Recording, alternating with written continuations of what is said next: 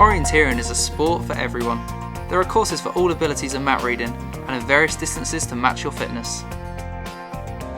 You can walk or jog, and once you get used to the map you can start to build up your running speed. This video is about how to use your local Permanent Orienteering course.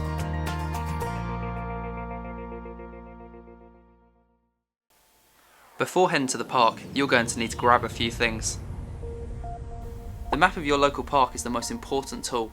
This should be available to download online or perhaps to buy in the cafe. A compass is also useful if you have one, though not essential if you don't. An answer sheet for noting down which checkpoints you visited. A pencil or pen. And a watch if you want to time yourself racing a friend or use it for fitness training. Today we're in Hove Park in southern England. Tom and Jess have printed a map of one of the available courses and they've come down with their mum. We're going to follow them around to see how it's done. The aim is to travel from the start point on the map, which is denoted by the pink triangle, between the checkpoints in order, choosing whichever route seems the best to get to each one.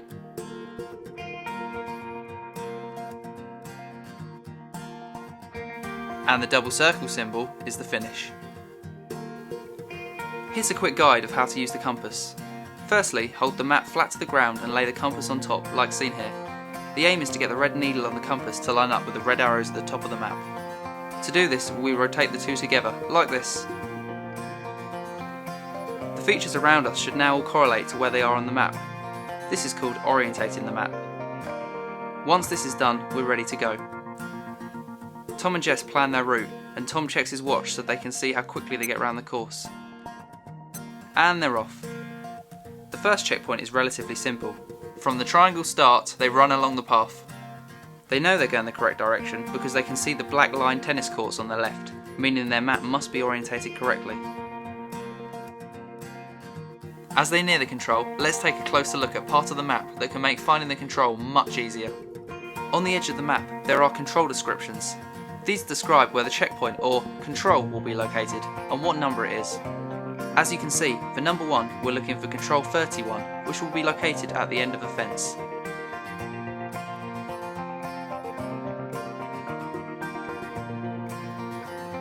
And the children have found it. So now they need to register that they've been there. To do this, you note down the unique letter sequence next to the corresponding control on your answer sheet. Using your pencil.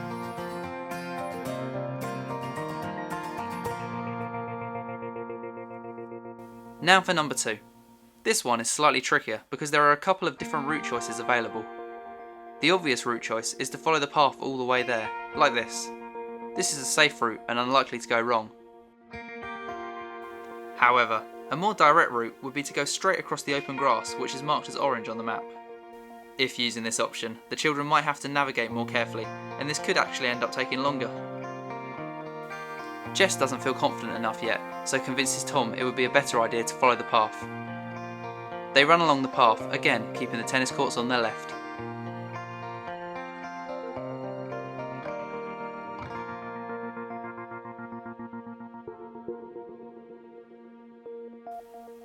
The checkpoint is visible from the path, so Tom and Jess run straight to it once it's in sight. As you can see, the control description for number 2 is 32 and it's on a tree.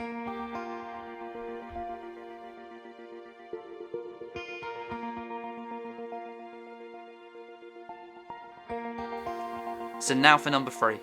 This one's even trickier. The checkpoint is located within a white colour, which means runnable woods. In other words, the trees are spaced far apart. There are 2 obvious routes. The first is to go straight across the open, though again this could be risky. The other route could be to go back down onto the path and follow it round.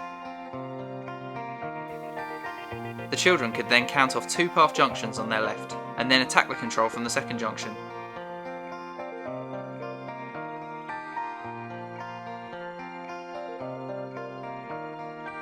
Jess and Tom choose the path route.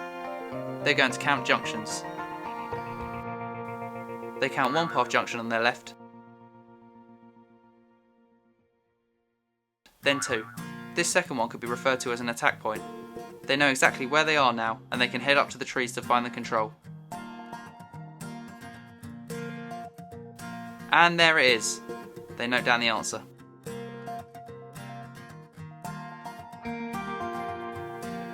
In city parks, you don't necessarily need a compass if you know which direction is north anyway, though it definitely makes it easier. The children continue their course, orientating the map at each control. Number 4 is on the gate of the play park.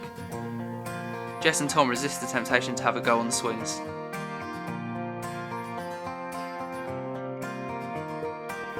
Number 5 is on a bench, which is marked as a black X along the same path.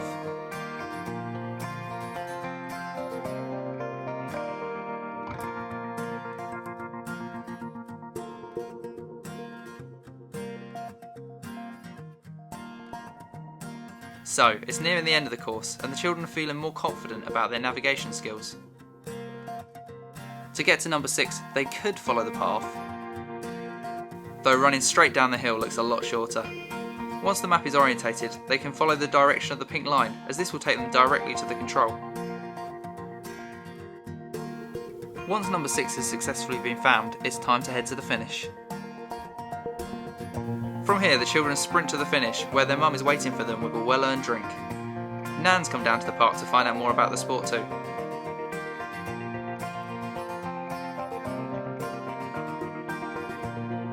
As the courses become longer and more challenging, there are lots more skills and techniques to master.